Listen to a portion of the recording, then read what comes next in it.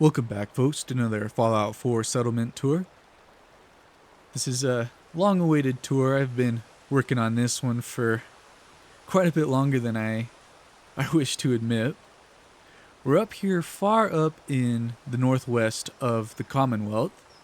If we look over out into the valley here, you can see the Corvega assembly plant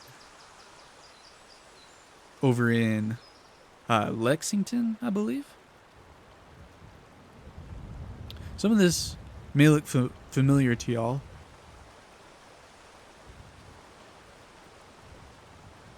You meet me here on quite a frigid afternoon. Looks like a fresh blanket of snow fell over the Boston area last night. As you can see, my Sentinel character, he's wearing his warm trench coat. If we pan around this way, you'll notice we are here at the Sunshine Tidings Co-Op settlement. Well, the Brotherhood, they've definitely been through here and have made some particular changes. So this is actually the north gate up here. And you're only seeing not even a good portion of it. What we'll do, we'll continue our way along the path here. I'm gonna go ahead and skip ahead just a little bit, and we'll go in from the southern gate. Over here at the southern gate, or the southern entrance rather, we have the vertibird landing pad. So we'll approach the settlement as if the Sentinel had just flown here from the Boston airport, from Citadel Echo, gotten a special escort to come tour what is now the new Brotherhood of Steel Knight Power Armor Training Ground.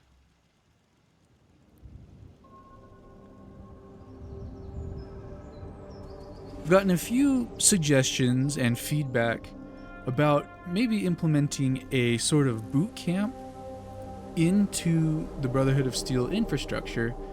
And while initially that is an excellent idea, I figured by the time the Brotherhood members have joined, they are already pretty well versed with basic training, with weapons or survival tactics. So I didn't quite think, just an average basic training boot camp quite fit their narrative, especially considering the Brotherhood doesn't necessarily do any open recruiting. So I figured instead of doing a typical basic training camp, this place could function as a power armor training ground for knights that had just received their ranking. They had just ranked up from initiate or squire. So beginning the tour, as you can see, even with the fence, it's still highly protected. We have the barbed wire wooden spikes everywhere and these chain link and stone walls. Up here we have the air traffic control tower to guide in the incoming vertibirds, all patched up. And then take note of all the turrets everywhere. Believe me, there are plenty. So not wasting any time, we'll walk in here through the gate. We're met with two knights right here, tasked with guarding the place. Definitely some heavy firepower. This knight right here has a missile launcher, and this one has some sort of thermal vision sniper rifle and a heat fire barrel to keep them warm out in the frigid weather.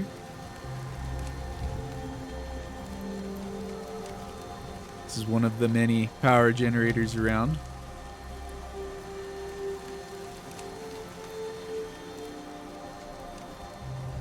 And then right in here, as you enter through, you're met with the parade ground.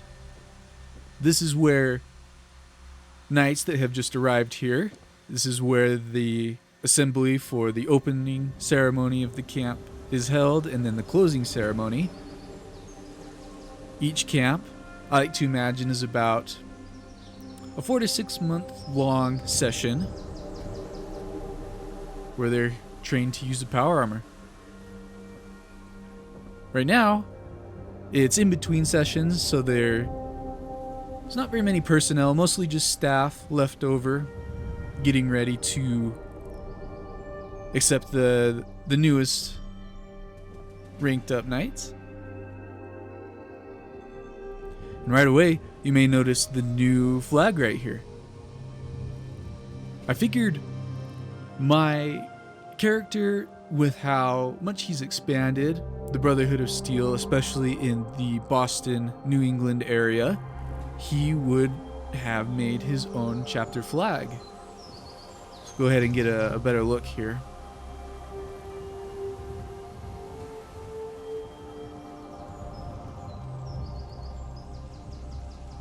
I have quite a few different concepts of the flag as I was trying to come up with the design.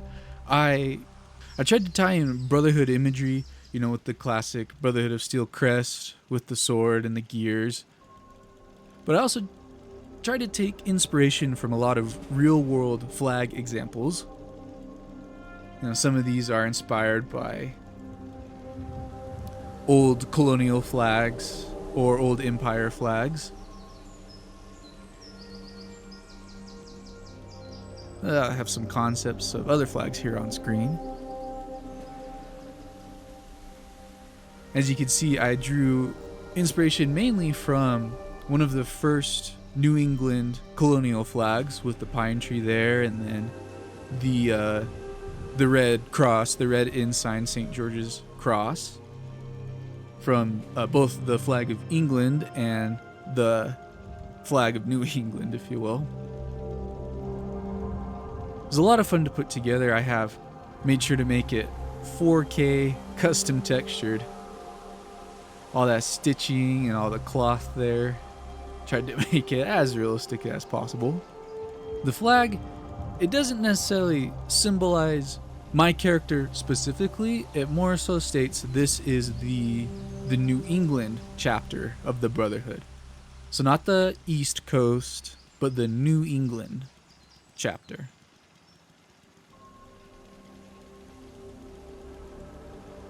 All right.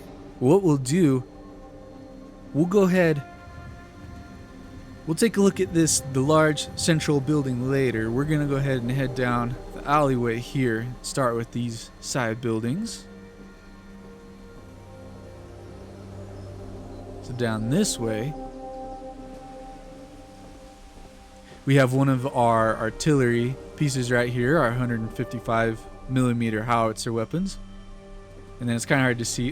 One of the knights is operating it behind these bushes. Probably need to get the landscaping crew in here to trim these up. And then here's just a nice scoreboard, if you will. We have a gunner camp over on the overpass, not too far away. The Brotherhood, at least in my playthrough, they have an uneasy alliance with the Gunners, but they have this zeroed in on them, you know, just in case they have any other ideas.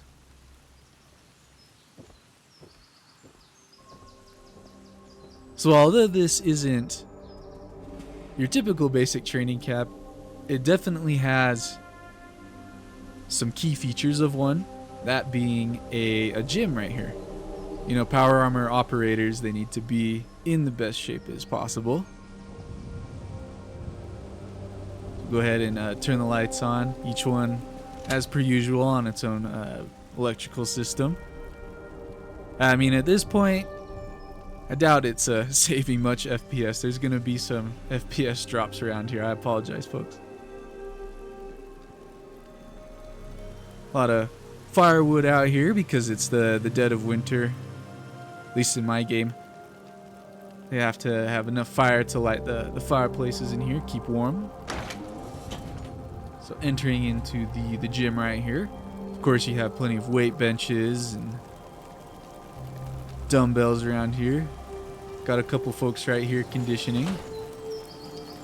They've been doing push-ups for the longest time since I've been building this place.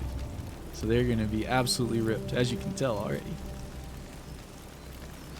Then they also have their own fitness machines. We have the treadmills, and then the stepper. I guess that's what it's called. Ooh. All right.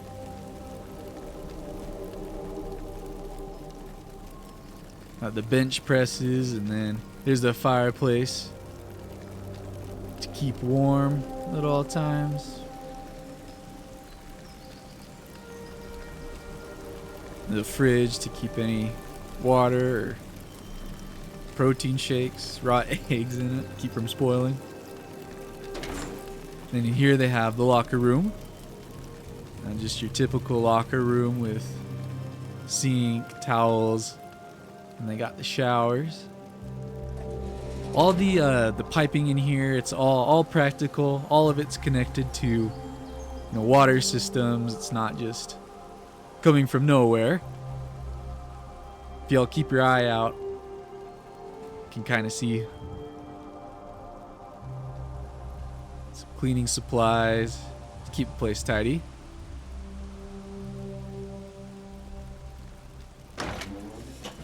So in fact, what we're gonna do, we'll exit through the way we came in. That way we can hit the light to save on 1.5 FPS or 2 if we're lucky.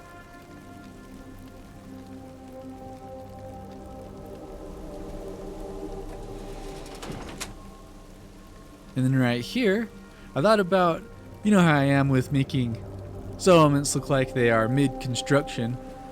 So I thought a cool piece of lore for right here, the building may have sustained a rocket attack, maybe before the alliance with the Gunners was formed. So as you can see, there's some brick that had been broken off, and then the cement wall under there is temporary until they can rebuild it. So this place is still under construction as they're getting it all repaired, and they have these construction power armor sets. They took some of their T60 power armor right here from the factory, and they repainted it, added some hazard lights on it. So I figured these are parked here, just not in use right now. Nice looking construction set. Got tarps everywhere to collect any debris falling from above. These giant these joists right here to hold the place up. And then we just have a couple of these construction worker scribes. It doesn't look like they're really working on it. Looks like they may just be surveying quality. We're in between sessions. I imagine the Brotherhood construction workers might have gone away for a little bit.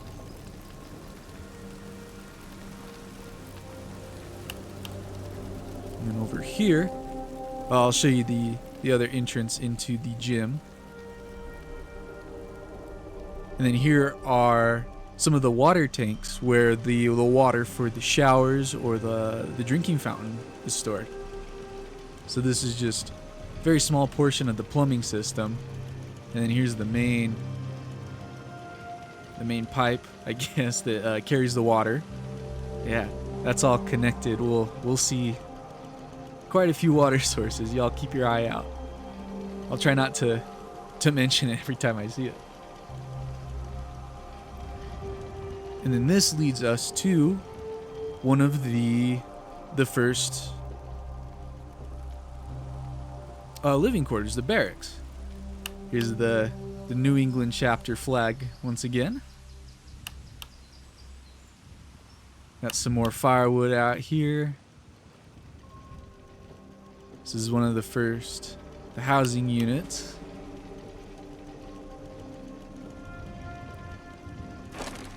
As y'all know, pretty minimal in the decorations.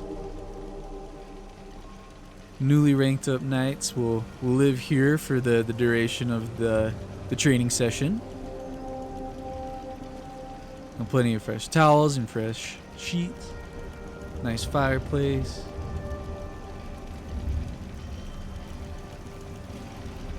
Got an iron over here to freshly press their uniforms, all folded up right here.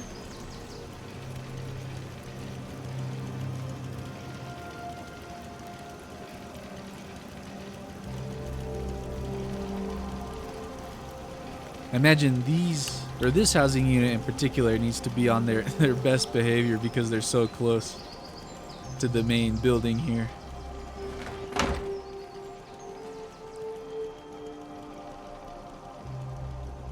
Come back down over here.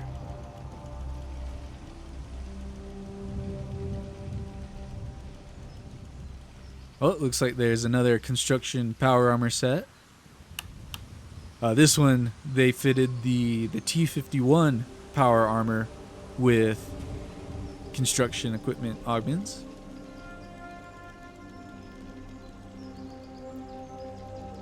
Give you another view right here. There's more tarps up. These construction lights. And then we'll go in here. Oh, as you can see, there's these speaker systems dotted throughout the camp. This is so announcements can be shouted out.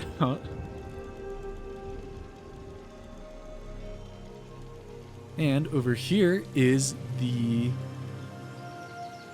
power armor storage area. I imagine that when these new knights come to train here, they're going to use older pre-war models to train in, such as the T-51 or the T-45 power armor. You know, I wouldn't imagine that they're going to let these knights who are untrained use brand new T-60 sets straight from the factory. So they're going to train like the knights of old before they can be allowed in the T-60 models. Yeah, all these are actually quite well preserved and restored. I mean, even though they're pre-war hand-me-downs, they still need the best equipment they have available so they can learn to use it most efficiently.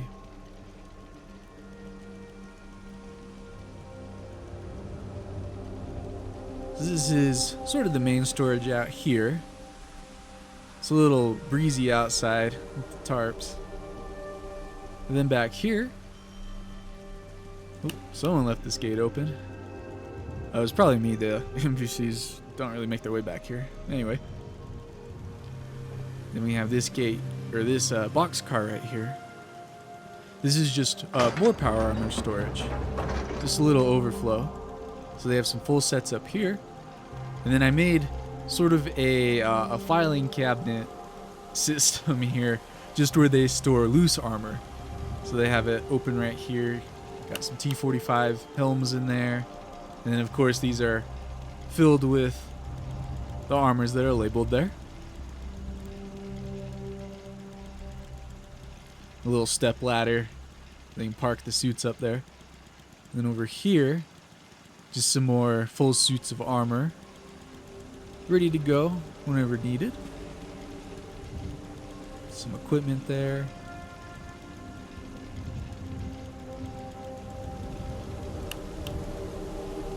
Go ahead and we'll close this up. Don't want any snow getting in there.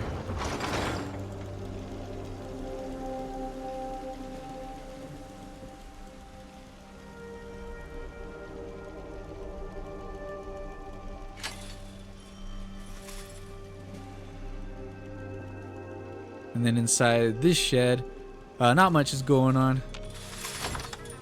Y'all know, just some more equipment, boxes, whatever they need.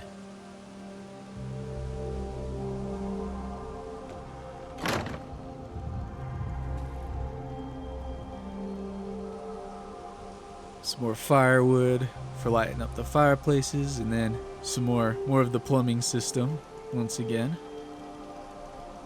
All the water's kept in there. And this leads us to the power armor workshop. This isn't just your typical power armor workshop. It functions both as a workshop as well as a demonstration area, a classroom. Just imagine one of those technical colleges where you learn handyman work, such as, diesel mechanics, welding, that kind of thing. I kind of fashioned this place after this. You have the workstations here, then the chalkboards where you see the demonstrator, and then do it yourself. You know what? Let me turn on the lights here, get a better view of everything. Oh, come on. There we go. Alright, so you have the demonstration workbenches, got the overhead lights, and then I put these here. I imagine they're compressed air, ceiling mounted compressed air valves. If y'all have ever done machine shop, you'll know what I'm talking about. And then this was a kind of a fun addition. If y'all remember in the water treatment plant video, I mentioned very, very briefly that the scribes that worked in the nuclear power plant portion had been trying to synthesize a way to refuel fusion cores. Well, they had a breakthrough, and they implemented a new machine here at the training yard to show new knights how to refuel their fusion cores. It's definitely not as sufficient as a fully charged fusion core from the pre-war, but it definitely will suffice, especially from used fusion cores. So they have this strange machine with some sort of radioactive material. They're able to put the fusion core in and recharge them. This was a lot of fun to put together. I just mashed together a bunch of these machine greeblies. I believe this is the paint mixer from the hardware town, where you mix the green paint for the guy painting the green monster in Fenway Park.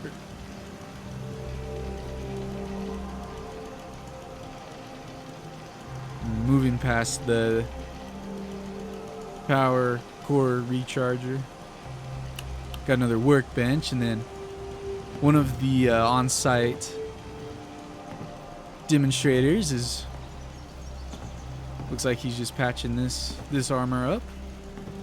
And then here is the demonstration of the classroom area, and they got plenty of notes on how to operate the power armor, how to maintain it, keep it functional. Even though they're getting brand new models from the factory, they gotta make sure it's still constantly functional. We have one of the ceiling mounted projectors right here. Got the fireplace to keep everything warm in the winter time. And then a couple charts right here. They got the power armor chart for the T-45, and they have looks like an anatomy chart, a burn chart specifically. I imagine burns from shrapnel or explosions while wearing power armor still can be severe, even though you're relatively protected. Teach them how to maybe treat injuries if they're caught in one. Oh, there's a welder right there. So that's the demonstration workshop classroom, if you will. We'll go ahead and close it up. That way we can keep the heat from getting out.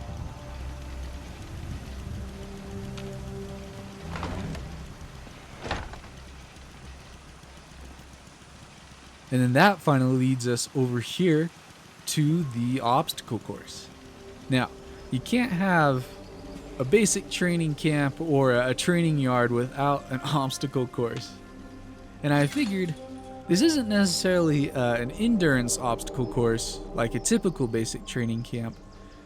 This is more a trust building obstacle course. This is used to train knights how to trust their power armor and how to be confident in it. So, while there are strength building exercises here, this one puts their, not only their strength to the test, but also their mentality to the test. Make sure they're worthy to operate power armor. Make sure they can become one with it. So of course, we have the tire flip with these gigantic tires. You know how it is in the power armor. You flip the tires, Then we have the fence climb here, the vehicle climb, so they'll vault over these in power armor. Imagine that even though with the heightened strength within the frame, it still requires quite a bit of stamina. So we'll go past the fence vault. There's one of our roving guards right there. And then right here, this is the toxic pool, the vat of irradiated water. So, because like I was saying, this is a trust building exercise, they will trudge through this in their power armor, and it teaches them that the power armor is nearly completely resistant to radiation damage. So they brought in all these toxic waste, or nuclear waste rather, radioactive waste barrels, and it's kind of hard to see in the snowy weather, but it's growing all this irradiated fungus.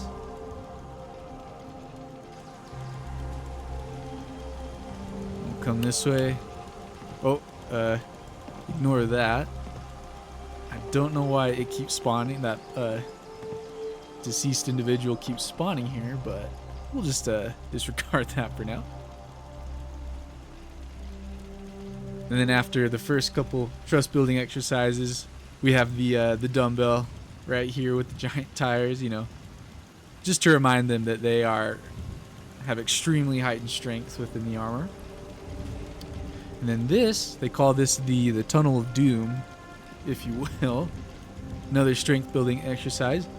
This pressure plate right here activates the fire traps, so they are instructed to hop on the pressure plate. And then I'm going to back up really quick. Back up. Okay. So that activates the flamethrowers here, and it teaches them to recognize power armor is mostly resistant to any heat damage. So they will blast through here, hopefully relatively unscathed. So now that these have burned out, I'll go ahead and walk through. And then finally, the last trust building exercise, we have the power armor drop test. So for new knights that are just operating power armor for the first time, this would be extremely intimidating, extremely shocking, I'd imagine. What they're tasked to do, they climb up the wall right here. Now, unfortunately, Fallout 4 doesn't have a default climbing function for the power armor, which I think would be really cool.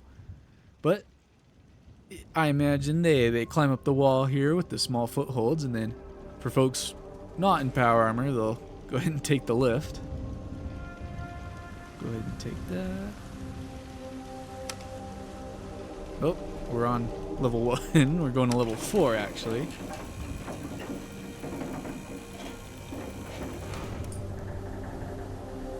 Then once they climb up here, I imagine one of the instructors is right here, one of the staff, basically pushing them off the edge right here, so they will instruct them to push off, and then make so my character doesn't fall. So they'll fall off the edge here, and those that hesitate are not worthy to operate power armor. Those that do it without any question or hesitation are worthy. And this gives a really nice view of the entire camp. So if we look over here, got the central area, the south gate where we entered through, and then another good view of the obstacle course.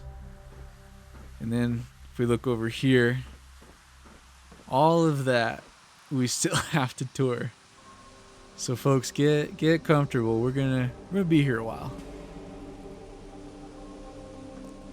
Let's go ahead. We'll head back down.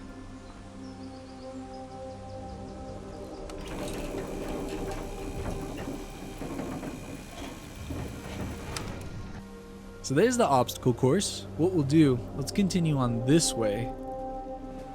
And this is sort of the other half of the camp here. This is where the knights will spend most of their time. So we have the mess hall. We'll come back here in just a moment. we're gonna tour the infirmary, the clinic first. So of course, naturally, there has to be an on-site clinic. I imagine, albeit hopefully uncommon, there are quite a few injuries that happen on site. You know, new recruits getting used to the power armor. Or not new recruits, I should say, newly ranked up knights. Go ahead and enter through here. And I kind of have the light switch a weird spot, so I open the door and then we'll hit the light switch right here. There's another fireplace to keep it warm. So y'all know hospitals with the intense fluorescent lights. So keep it well lit in here. So we have one of our on-site doctors right here, one of our medics. Here's the triage station. So over here, this is where they would patch up, you know, cuts and bruises, minor burns, broken bones. It's the triage area, and then we have the medical supply shelves. Nothing too crazy we're looking at. Got some spare blood packs on there, Radaway, Kims, stim packs, extra for these trays, the medical trays right here. Y'all know what medical equipment looks like. We have some extra oxygen tanks.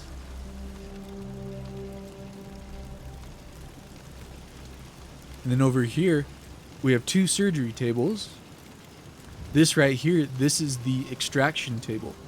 Let's say one of the knights in training, perhaps they fall weird in the power armor, or one of the servos breaks, or the hydraulics become faulty.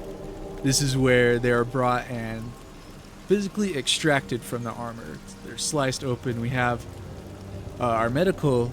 This would be a Mrs. Handy right here. This is actually Curie from Vault 81, I believe. Correct me if I'm wrong.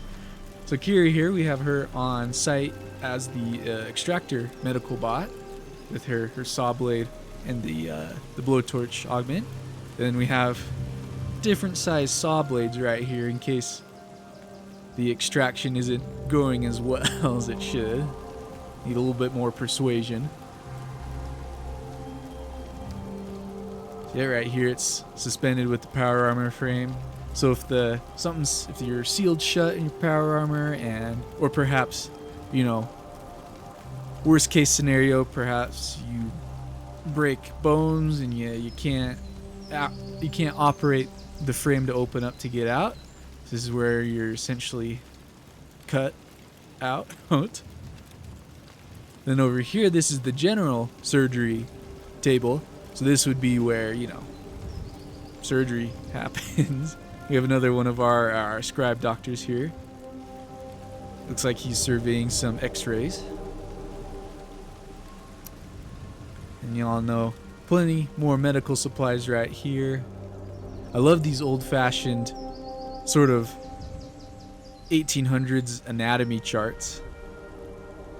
Very cool, very in character for the Brotherhood, I feel. And then, of course, have to mention it, there's plumbing for the two sinks. So you got plumbing right there. And then it runs over to that sink through there and goes out through the wall.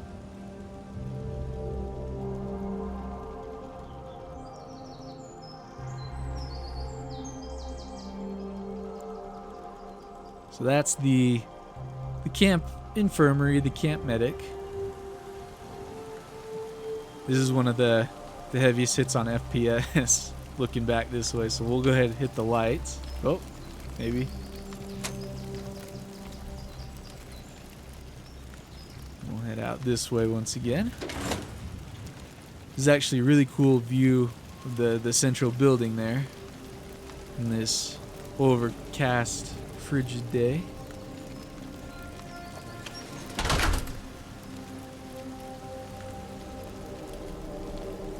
Oh, and then here's also the water tank. This plumbing all connects to the infirmary, those sinks we saw. If I can get back here. Oh, hold on, everybody. Yeah, there we go. So I got the water pipe going all the way around, as you do. Oh, there's another one of our roving guards right here.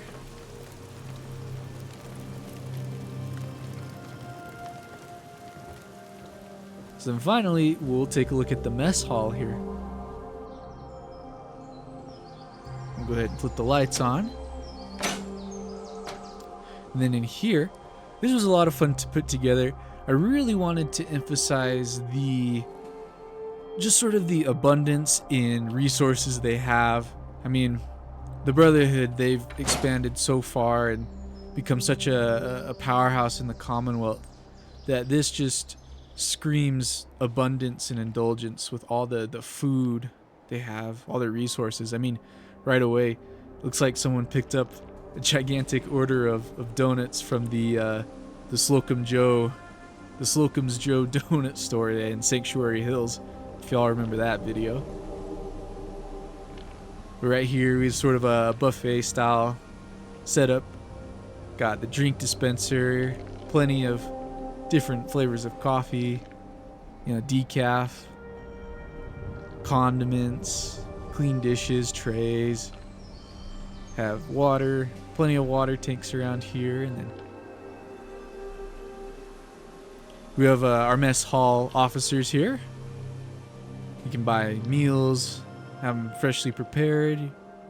Perhaps if a meal over here on the buffet counter is not to your dietary needs, you can have them custom ordered. Got these fridges right here, fresh meat in there. And then all the sinks, of course, have plumbing. Got some more, this is one of the espresso machines. With the winter, the snowy textures outside it gave a snowy texture to these vegetables, so they look like they were frostbitten. But they just need to thaw out. It's like frozen peas. It's totally fine, right? That's the kitchen area. And then there's another nice view of the New England chapter flag. Oh, I also wanted to mention too, all these air ducts. These are all connected to fans, exterior fans and stuff. I tried to make the greebling, more practical than somewhere like the water treatment plant. So all the greebling, like the piping and the vents, the fans on the walls, on the exterior of the buildings, they're all connected to something internally, for the most part. Some more drink dispensers here.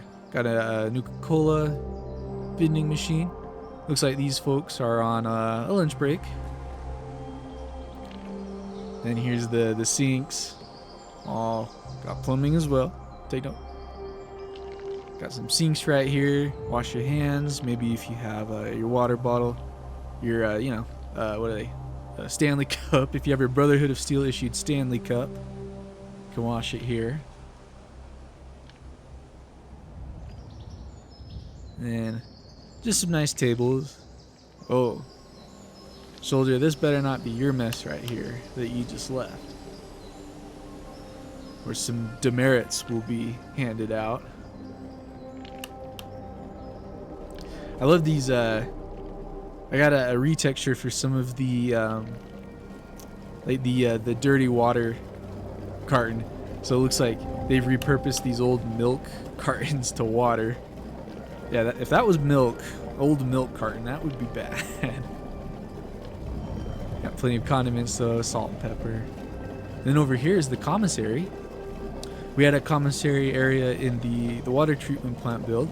Over here, you're able to spend your marks, your Brotherhood of Steel marks, the currency, on just some extra stuff. If you prefer maybe some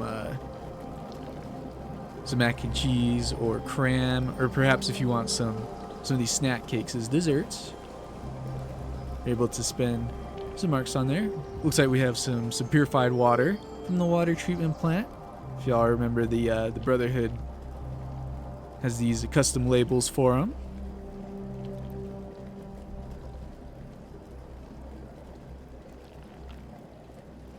Got another one of our scribes over here on, looks like a coffee break.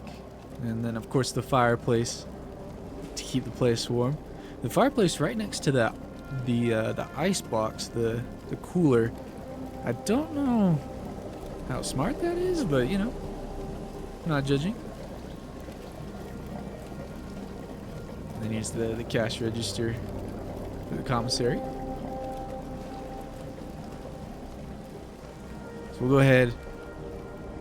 Gonna turn off the lights over here and we'll continue. Making our way out. Let's head this way. Follow the roving guard here.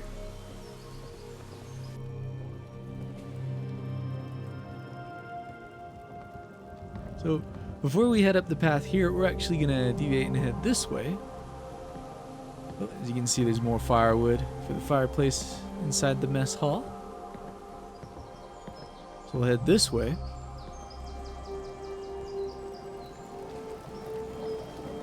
And then right here we have the main water intake system. So this is not only for the mess hall, but one of the main intakes for the entire settlement. That's hence the gigantic pipe right there. A couple water towers. But over here, just right outside the mess hall, you know, naturally, we'll come down the path. We have the training ground arena. So here in the arena, this is sort of informal, if you will. The Knights, they've put this together over the years. Each new session of Knights that come through here have added on to it and made it bigger. Here, they're able to test their mettle and their fighting prowess, not only with, you know, creatures of the wasteland, judging by this cage, but sometimes they'll do hand-to-hand combat matches with each other. Of course, it's all in good fun, right? But we'll go ahead, we'll enter through the arena itself, and then we'll check out the spectator area above. So this sign right here, a little bit tongue-in-cheek for those going out to compete. This is sort of the locker room prep area, hence the lockers. But here you can gear up. You know, it depends what the match is. If you're perhaps fighting some irradiated beasts, you'll want to gear up with some heavy firepower. You got some ammo, but then you also have some of these first aid kits. Got some rifles of choice, or perhaps if you want to go melee, you got the power fists here, or the sledgehammers.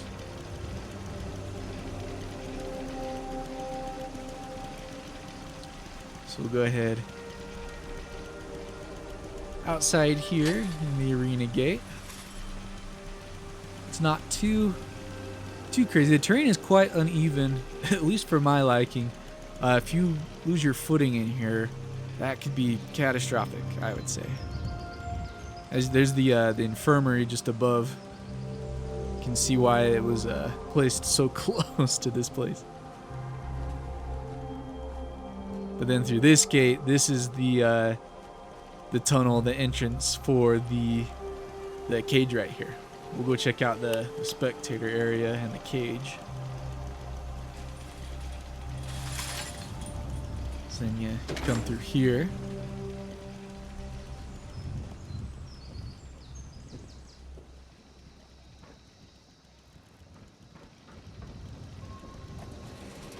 So this light, or this switch rather, this switch turns on the arena lighting. And then there's these tarps sort of haphazardly bolted onto the walkways here.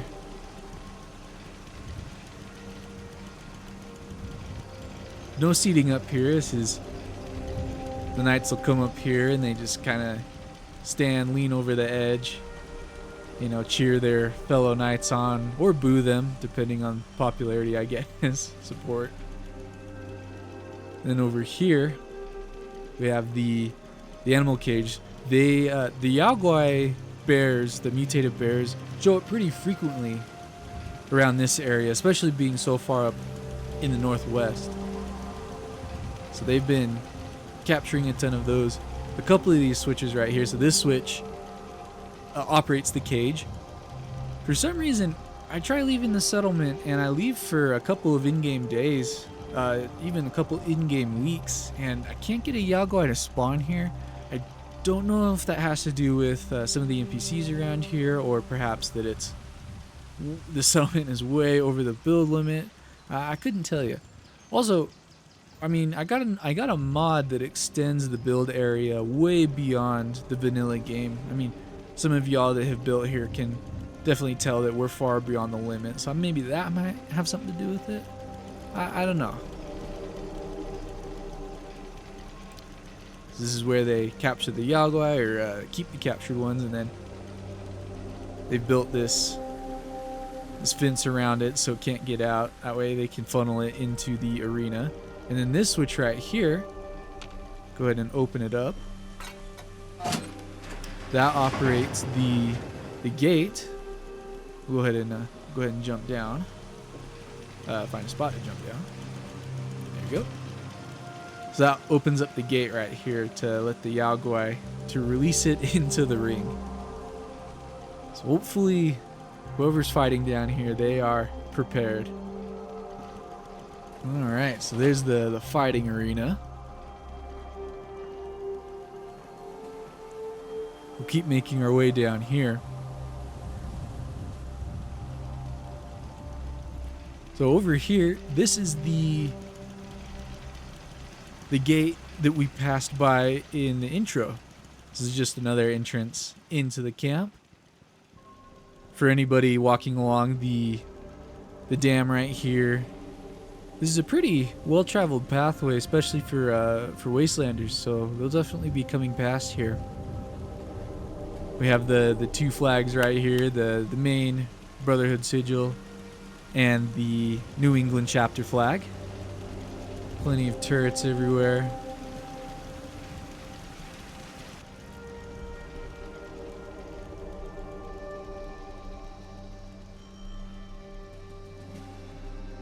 You may have noticed this giant pipe running through here. So this pipe is what brings in all of the water for the settlement. So this is the main pipe that connects to the plumbing system. So we'll go ahead. It leads over here. There's a giant pond over there. So out through this gate right here, the northern gate, we took our Spectacle Island water treatment plant and we shrunk it down and put it here on the banks of this pond near the training yard. So we have our own sort of water treatment plant junior here that provides water, fresh, clean water. We've learned a lot from the water treatment plant build. As you can see, it's definitely not safe to swim in. I wouldn't. Because though it's on the outside of the wall, we've had to defend it quite a bit more, and it's because it's so crucial. So out here, it's got some heavy turrets, but also we have one of our robot defense units. They call this the Bulwark intake. So the water treatment plant, the Bulwark intake, is guarded by our Bulwark intake unit. Very, very heavy firepower. One of the Centurion robots here. It's actually a Centurion slash Mr. Handy robot. So yeah, we have the Gatling laser gun right there, but then he's also fitted with the Tesla, the Lightning Arc gun. So if anyone tries to take cover in the water, just one zap from that into the water, game over. Then we have one of our other knights right here in the Brotherhood of Steel jumpsuit. She's on guard there. These knights out here, they are not technically associated with the camp. They have their own orders to just guard the Bulwark intake. So these guys are completely separate from the camp. Knights in training, or the training camp staff, they usually don't come out here. We have one of our power armor clad knights. Got a good sight line on the bridge, the walkway. Good sight line of the hills over there. They cannot be caught off guard. As you can see, it's quite similar to the water intake system at the water treatment plant on Spectacle Island. Got a couple of these intake pipes here. Just some, industrial equipment. And of course these greeblies on the wall all connect to something. For instance, this giant fan right here. Come inside, that connects to this air duct as well. Then we have just the treatment chemistry bench right here, test the quality of the water. They can take many samples, and they got the test beakers right here. Quite organized. I imagine this would be kind of a boring assignment, standing here guarding this place or operating it.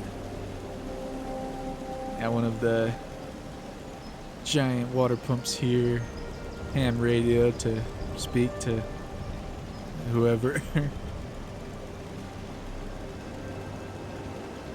For how small this area is, I think it turned out really nice. I kind of enjoy these industrial looking building areas. Go ahead and close that up here.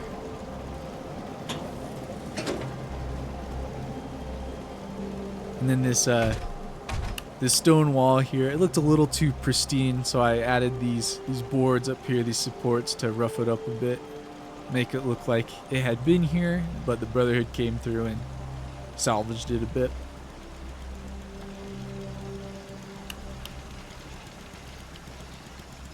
And then just over this way, more of these pumps out here, more of these the water storage containers, as you can see. And then these the barbed wire pikes, they go pretty much all around. That way no one traversing across the dam can run up on the place. The Bulwark unit, Bulwark defense unit, has a great sightline as well. And if it just turns a little bit, it's got an even better sightline of the hills over there.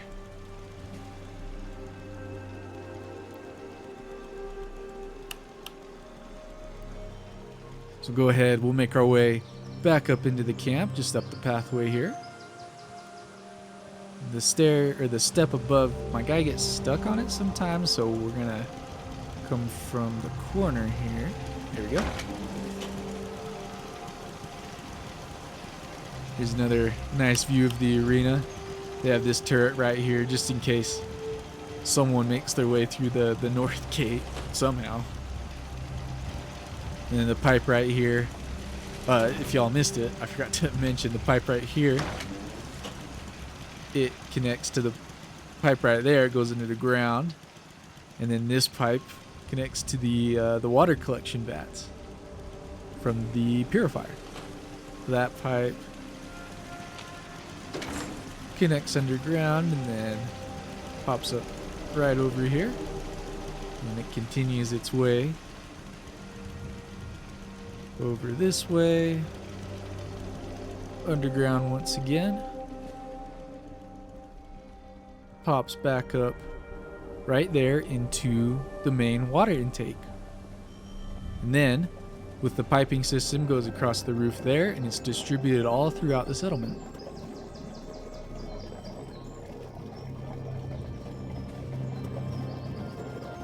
Alright, continuing our way over here is another good view of the main building there. Here is another one of the housing units, the barracks. Here we are. Got some more firewood out here to heat the fireplace. Then in here, it's pretty similar to the first housing unit we saw. Oh, had to lock it. These roving soldiers, they will open these doors but won't close them, and so I'll come back around and all these doors are open, and it's quite annoying. So I locked most of them.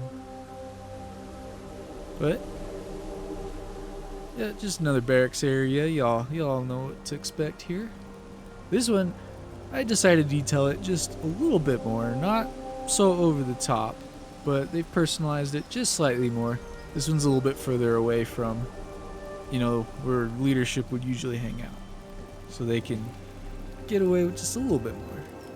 Got these clean towels and sheets again. Looks like somebody's suitcase, somebody arriving soon, maybe with the next session. Got an alarm clock to stay awake. Baseball glove for enrichment. And then right here, it looks like somebody has their some of their Brotherhood marks stored. So there's another one of the housing units, the barracks. Then over this way, continuing along the path,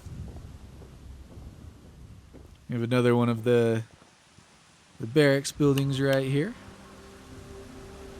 Interior looks about the same as the other two we saw. And then over this way, oh, another one of our artillery pieces again, the 155mm. This one is a little bit more in view than the other one we saw over by the gym. And then come over this way, we have our shooting range. But going back to how this isn't your typical basic training camp, the Brotherhood Knights, they're already well versed in, you know, long range shooting, handling weapons in general, as they learned that when they were squires and initiates. Over here is specifically the heavy weapons shooting range. So this is where they train with the Gatling guns, the lasers, the rocket launchers. The Brotherhood, they've also got themselves these custom-built working Humvees. So now they have ground vehicles instead of just vertebrates. Looks like this one backed right in, brought some of this equipment here for the shooting range. Got the Gatling gun. Oh, got a T-51 helmet right there. And it's a very, very cool mod. I love these. I don't know if...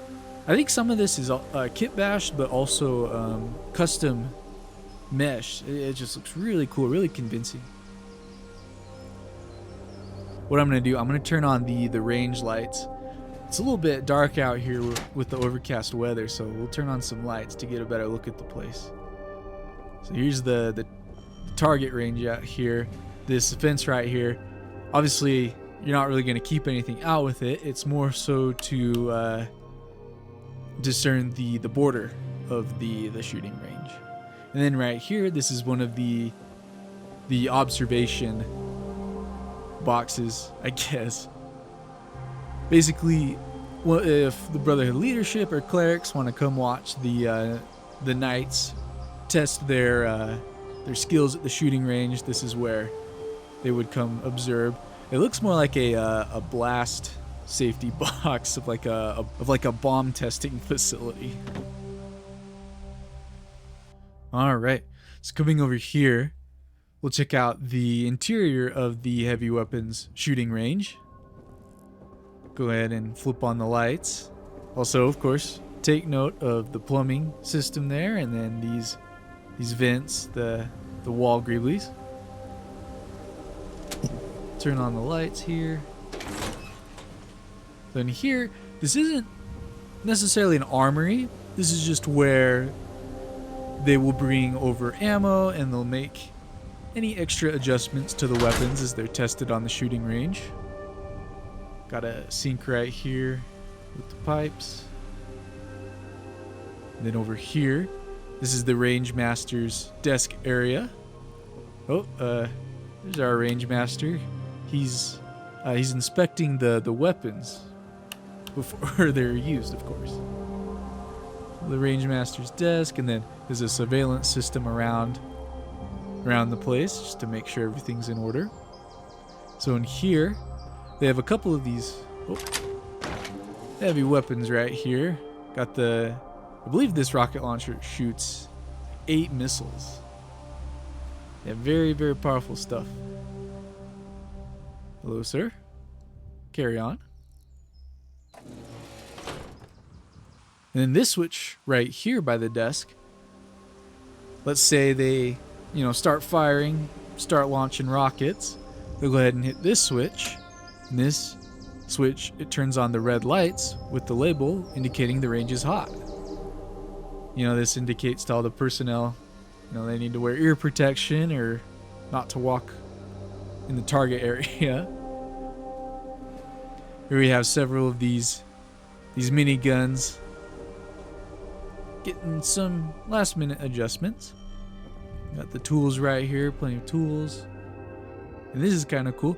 This sort of cage right here, this is where they put all the ammo they're testing. So they have the fusion cores for the Gatling laser, all the 5mm bullets for the Gatling guns, the miniguns, then the 308s for the chain guns, missiles right here, grenades for the grenade launchers. Yeah, plenty of ammo and equipment there. And then what we'll do, we'll open up the garage door. So that way once everybody's training out here, they can just have the garage door open and run back inside if they need to. They have some of these concrete barriers, extra blast shielding, and these sheet metal panels here also act as the blast shielding. And then the shooting bays, of course, all lined with sandbags for protection. So then right here, this gun, gigantic weapon right here. This is an anti-power armor gun. So it shoots these 20 by 102 millimeter shells, just explosive round, absolutely devastating. Depending on how you mod this thing, it can take out death claws in one shot. It's insanely powerful. It's super loud on my sound system as well.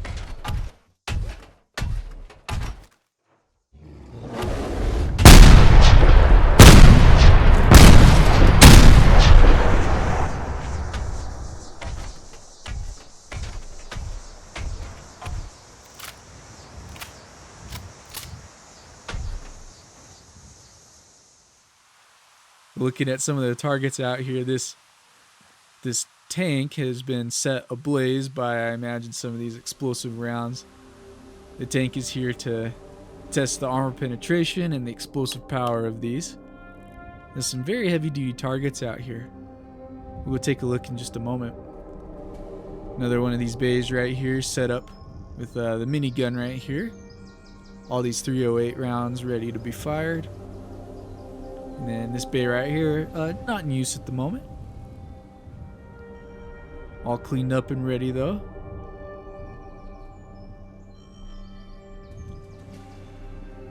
And then over here, another look at the building. Oh, this light is supposed to come on when the range hot sign or switch is flicked on, so we better get our maintenance crew out here to change the light bulb there.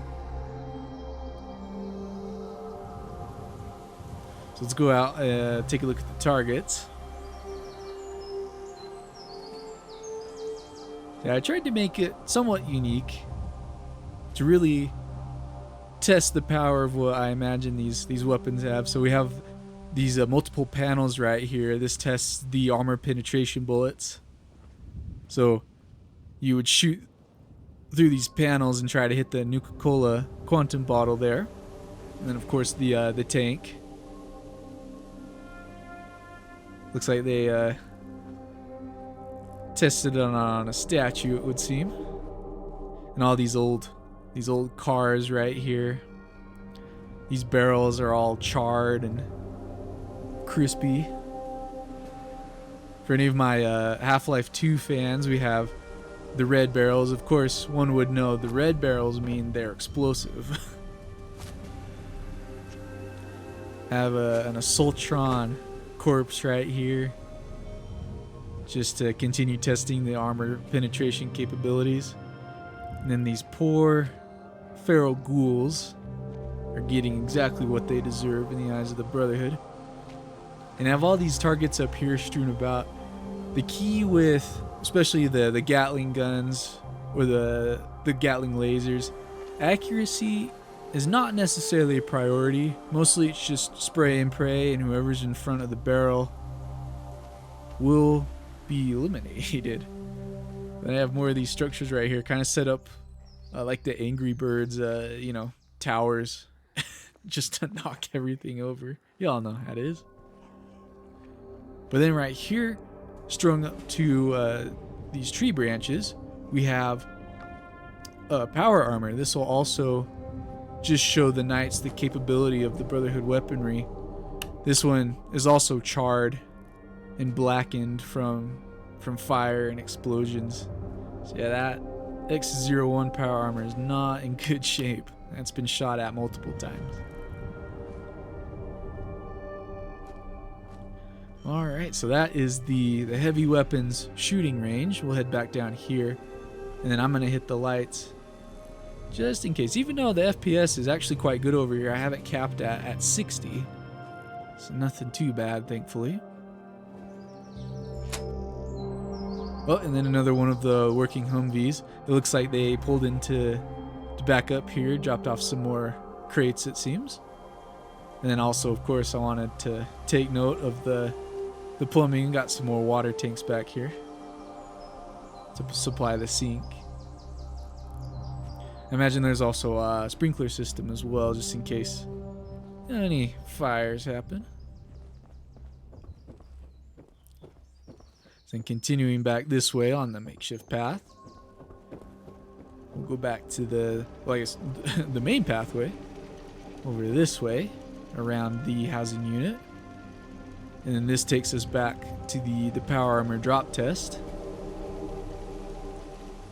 And then up this makeshift path. Just another gate, another exit. This will take you up to the west exit. Here's the power armor drop test. You can kind of see it. It's kind of hard to see with the snow, but there's the Brotherhood crest right there. Usually when Knights will do the drop test, they'll try to aim for the Brotherhood crest on the ground. Oh, that's normal. Anyway, so then right over here we have the Paladin commander, the leader of the settlement, or the training yard rather. The Paladin commander, this is his personal quarters. So I figured, you know, the Paladin commander, he deserves his own personal quarters away from the Knights or the staff. And this is a nice location up here. He's able to view the majority of the camp. Got a nice balcony, couple chairs out here. So we'll go ahead and make our way inside. This is also continuing the emphasis on, you know, indulgence and opulence that the mess hall was conveying. So in here, very, very nice quarters. I mean, we got custom wood stained paneling for the walls. Very nice furniture, cozy fireplace. And then the Yao Guai trophy right there. Like I said, Yao Guai are pretty frequent out here. Have the dry bar, some fancy smokes right there. And then own personal desk area, gaming setup. Hopefully, maybe. Then, of course, their own personal bedroom. Have their nice, fresh, clean, and pressed fatigues hung up here. Nice wardrobe. Ironing board. More personal effects. Oh, it looks like the Paladin commander has some Paladin marks right here they're able to spend. If y'all remember the tier system with the marks, it's one of the higher tiers. Then their bed right here, fresh towels and fresh linens. They have quite good taste. They have the nice blue rug and the blue comforter and pillowcases to accent the yellow lamp and the yellow alarm clock. I see they've been studying color theory in their spare time. Yeah, just a nice, very cozy cabin, especially with the winter mod. I would definitely spend the winter in here.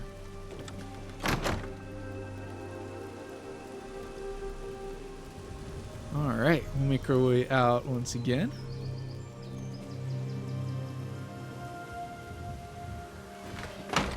And then down this makeshift pathway, without tripping and slicing our leg on this broken wood beam. Make our way down. This is the main electrical system for the training yard. You can see it draws all the power from over here. Hooks it all up. And now we've gone full circle, just down this path here. That takes us back to the parade ground, the training yard parade ground. So now that we're back out front, I actually want to show you this real quick. So once you complete your training as a knight and you are officially knighted, you receive your rank. What they do is they'll gather here for the closing assembly, the closing words, and as the freshly graduated knight, you stand there ambitiously waiting. What they'll do is they'll flip this switch right here, and there's a bit of a lag spike, of course, and that reveals the shed full of the brand new Cherry T60 power armor sets. Once the closing ceremony ends, you'll be able, as a knight, to come up here and claim your brand new personal power armor, custom fitted, just for you. I can't imagine how that would feel as a brand new ranked up knight after years of being an initiate or a squire. Look at that. I figure, you know, the Brotherhood, they would make a spectacle of it, of course. Alright, well, we'll go ahead and turn the lights off again. You know, FPS, of course. And I like hear these old wild, I believe these are the potato plants. They show the remnants of a farm that was once here. But anyway, so coming this way, once you receive your own personalized T60 power armor set, you come over to this building here. This is one of the clerk offices, if you will. Inside the clerk office, you may have noticed the large communications radio tower. In here, you will receive your orders or your assignment. So you'll meet with, turn on the lights here. You'll meet with these fine gentlemen. and they'll give you orders or places to report. So they have plenty of charts everywhere and maps everywhere, and they have some extra equipment just in case you need that when you head out. They'll give you your orders, they'll chart your path, kind of show you where to report to.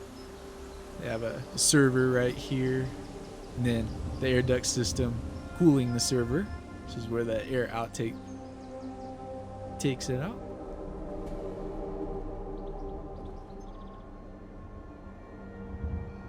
You receive your orders, and then you'll be able to board your vertibird on out of here. We'll go ahead and hit the lights as per usual.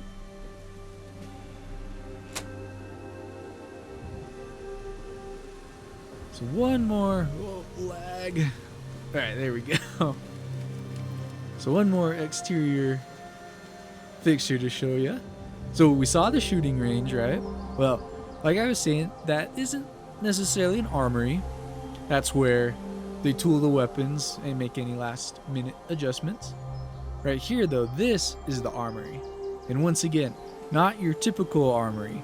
This one is specifically for heavy weapons. So all weapons being tested over at the range are stored in here. So nice, secure and solid brick building. And then firewood, of course, keep the place warm. Go ahead and we'll hit the lights and open up the garage door. And here we are. So they have the tool benches over here, of course. Got a sink right there with plumbing, as you do. And then this is the secure cage where they keep all the heavy armaments. I mean, these range from, you know, gigantic Gatling guns right there to, we have one of the flak, or excuse me, this is the grenade launcher. This shoots the grenades, but then right next to it we have the flak gun. This shoots, you know, flaming flechettes that just tear through anything in its way. Very, very not safe. Got the chain guns right here. Just more of these Gatling guns. And then on the bottom shelf right here, they actually welded these stands to the shelves just to prop these Gatling guns up as well. Just unfathomable amounts of firepower here. And then this is the broadside cannon gun that you get from the USS Constitution quest line. I can't imagine they take this out very often. I like to think it's more of a memento, sort of a talking piece of decoration. Oh, I did not mean to crouch down. Y'all know me, I do my tours on a controller, but I typically use mouse and keyboard for everything else, so I have to remember the controls during these tours. This is where the armor would typically be. I'm not quite sure where they ended up, but this is where they would stand and divvy out the weapons, catalog, you know, where they are, who has them. And then this cage is really cool. This just stores more of these massive anti-power armor rifles here. It's got a couple variants, and then of course another Gatling gun. Yeah, definitely not my typical armory. Oh, of course they store the howitzer shells right here. So quite a bit different than my typical armory, but still just absolutely stocked to the brim with firepower. Probably one of the more deadly range of weapons in here compared to some of my other ones. Oh my goodness. I'll figure it out, folks. I'll figure out the controls eventually. Alright. We'll hit the lights and then we'll go ahead and close the garage here. Alright. So now at long last, this will take us to the central building. I've been calling it the central building, but the formal name for this is, they call it the Bulwark. So the Bulwark, this is where the Paladin commander's offices. This is where, the main research library area is. This is where the operations of the entire base are run. Go ahead and make our way up the stairs right here. And then, looks like the lights are already on. More firewood to cool the place. There's a couple of fireplaces in here. So here's the entrance. What we'll do actually, before we go deeper into the library research area, we're gonna divert and actually go through this door. So the parade grounds on the outside, although that is for opening and closing ceremonies, the place where the knights will officially become knighted, officially enter into knighthood, is in here. This is sort of the ritualistic ceremonial hall. This really kind of ties into the Brotherhood's quasi-religious tones of their faction. So all the banners everywhere, and then right here, this is the Knight's altar. I'd been watching the Fallout TV show. I had just started watching season 2 not too long ago. I heard there's some mixed reviews, but I digress. This Night Hall here, this was inspired by the Knight altar in season 1 when Knight Maximus receives his ranking. So right here we have the altar where they kneel and they pay their respects to some of the fallen knights. Very, very ritualistic. Almost kind of a cult-like, if you ask me. Got the Brotherhood banners everywhere, all the candles. Yeah, I just wanted to make this feel quite ritualistic, borderline occult-like. They have one of these gauze cannons, some importance, important enough to put in here. But then with the opulent, the ornate curtains.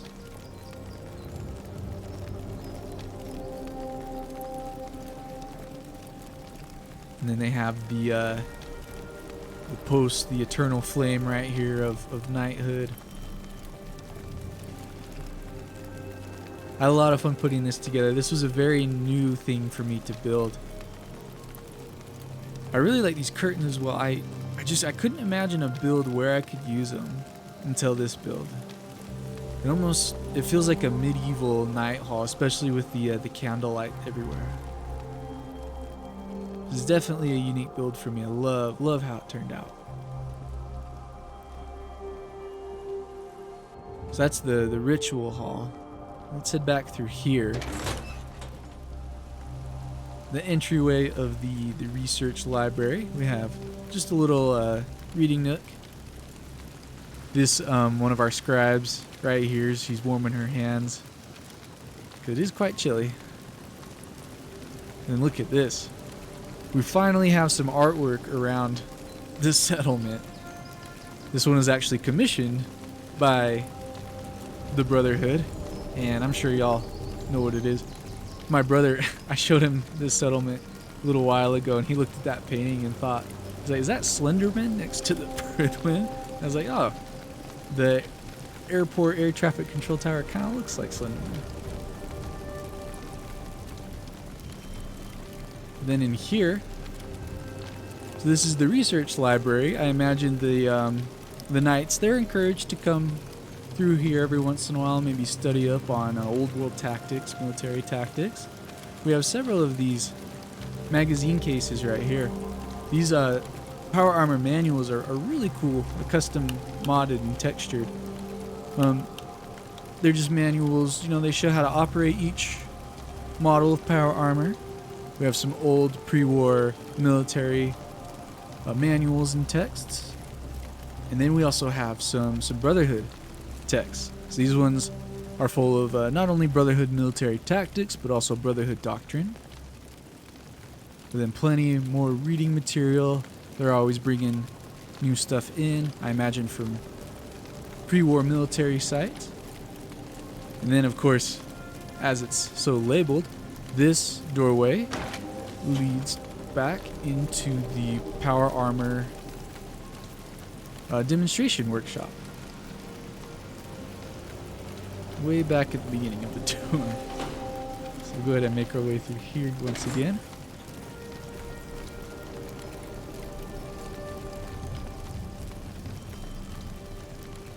So here we are, this is the main area. We have a couple of our scribes in here. They're studying up, maybe getting some classroom material for the next session that'll arrive eventually. Yeah, I wanted to make this place look like a library, but also function similar to sort of a museum with these display pieces. They have some of these weapons that I collected through the main campaign. So you got the Crylator, the railroad spike gun, the junk jet, alien pistol, and then once again the New England chapter flag, and then some of the more obscure tech and artifacts. Some more over here. We have like the mass fusion beryllium agitator. There's I think Kellogg's brain augments right there, kind of hard to see. And there's the Nuka-Cola quantum mini nuke. Yeah, just, you know, knowledge. Lots of knowledge around here. And then, inside, you know, they're also working to repair the wall that had sustained the rocket blast damage. So they have the tarps up to try and separate the library from the construction area. But also they have, I forgot to note, they have the boards down leading outside, so if they need to wheel the dollies through here, they don't mess up the carpet. Can't really imagine you can mess it up any more than it already is, though. And they have all these supports and scaffolding. Definitely have to watch your head as you travel through here. Cinder blocks and then more tarps laid down. It looks like a little bit of the snow got in the gaps in the wall while they were still putting it up. Maybe one of the windows is missing still. We'll make our way upstairs. Watch our head there from the scaffolding. So then up here on the second floor, just some more construction equipment strewn about. As you can see, there's these bookshelves right here. They had to cover them with the tarps so they don't get damaged from the construction. And then some of the furniture as well up here, covered in cloth and tarps. Keep them from getting all marked up. Now, it looks like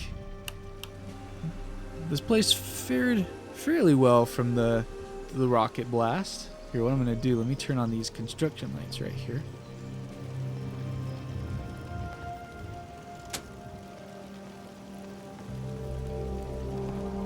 There we go. They fastened one of these the crane winches to the floor and the wall to hoist stuff, bring it upward rather. And it's got tools everywhere. Some of these I-beams to support it. Just a pretty heavy construction operation going up here. Got a pallet full of these brick panels. Perhaps they removed them from the broken wall. They just got to take them down to break them up, repurpose them. And then that leads us to the Paladin Commander's office. So not only does he get his own personal quarters, but he also gets his own office. Now, going on with the opulence indulgent theme, this one cranks it up to 11, at least compared to some of my other settlement builds. Here we have the Paladin Commander's office. This is easily one of my most favorite offices I've ever built. I went a little crazy with this one. As you can see, I've styled it, you know, with the Brotherhood being located here in Boston. They've taken a lot of architectural inspiration from old colonial Boston structures with the woodwork and the columns. Got some crown molding. And then with the Paladin Commander's apparent knowledge in color theory, he's used the color combination. He's got a lot of the reds, the burgundies, and the yellows. But then to add just a little pop of color in here, he opted for some green, a little bit of cool accent colors. Some dark forest green with the classic Capital Wasteland T-45 painting right there, along with another anti-power armor rifle, but has it in the dark forest green matching the painting. And then, of course, the red brick fireplace adds a lot of character in here, I'd say. And then we also brought some more of those curtains from downstairs, brought them up here to decorate the place a little more. So here, this is where they have the conference room as well. So a lot of the Brotherhood leadership, Paladin Commander and his men, they'll meet with the Brotherhood clerics. This is where they plan, you know, crucial meetings, maybe operations for the base. Looks like a meeting had just concluded not too long ago. Then we have some more of these fancy bookcases with more Brotherhood manuals and doctrine behind the glass there. And then over here, I swear, with each build I do, the desks keep getting more intense. Well, intense as in larger. I still think they're fairly classy. One of these days we'll see an absolutely unnecessary, gigantic one. But here we are. This is the Paladin Commander's desk. Just everything you ever need on it. And check this out. The Paladin Commander, he has his own personal wet bar. So we've gone beyond dry bars and now we're looking at wet bars. They have plumbing, of course. Have a sink right there. And then with the custom under the shelf lighting, the orange lights to accent the reds and burgundies going on. Old vintage Amontillado wine from the castle, if y'all remember that build. And we'll come around here, the microphone right here. This is so he can make the announcements over the loudspeakers that are all over the place. Oh, and then check this out. They took an old synth head skull and used it as an ashtray. I figured, you know, that is about as Brotherhood pride as you can get. Here's another view. The main office. I love the view out the window there as well. I got really jealous of this office when I built it. I'm like, how can I make this? How can I make it so my Sentinel character owns this place? But alas, I need to have restraint. This is not the Sentinel character. This is not my Sentinel character's office. He's just touring the place. And then I'll make our way over here. A nice reading nook area. Just another really cool place to look out the window, oversee the camp. I have a large safe right here, of course, and then some more fancy smokes.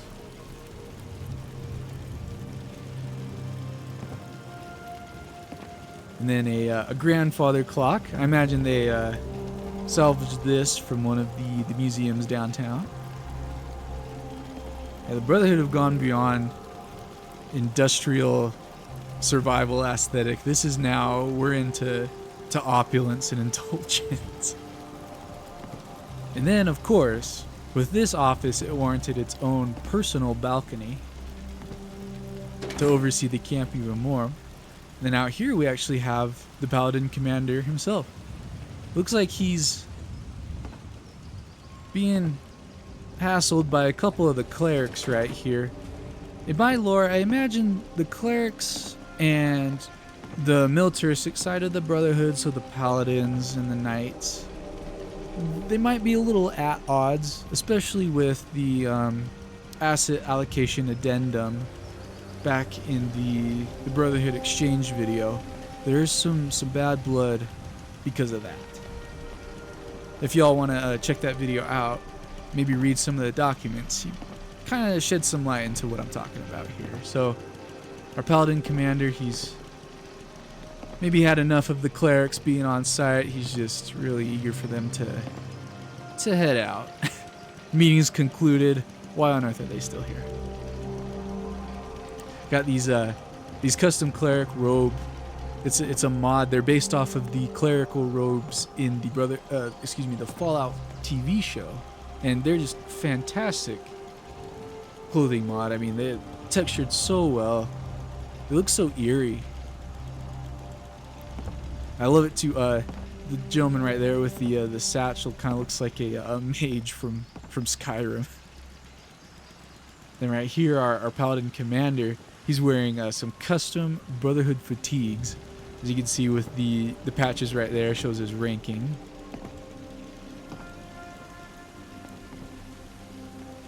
Very, very cool clothing mods here. I kept the decorations out here fairly minimal. I mean, mainly because it's a Brotherhood settlement. I imagine they try to remain practical, but then it's also the winter time.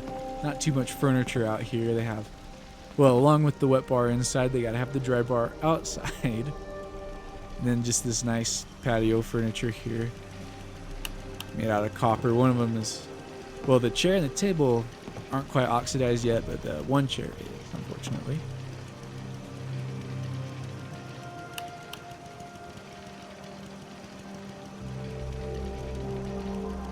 So then, with the custom deck, there's also a side entrance as well. Here's the chimney for the fireplace in the workshop area. I forgot to take note, all the fireplaces, they have chimneys as well, including the smoke effect, kind of to see. So this is the chimney to the fireplace inside the office, and then the fireplace on the bottom floor in that little reading nook across from the ritual hall door. But there's a side access stairway to the Paladin commander's deck. Just come on down the stairs here. Make our way down.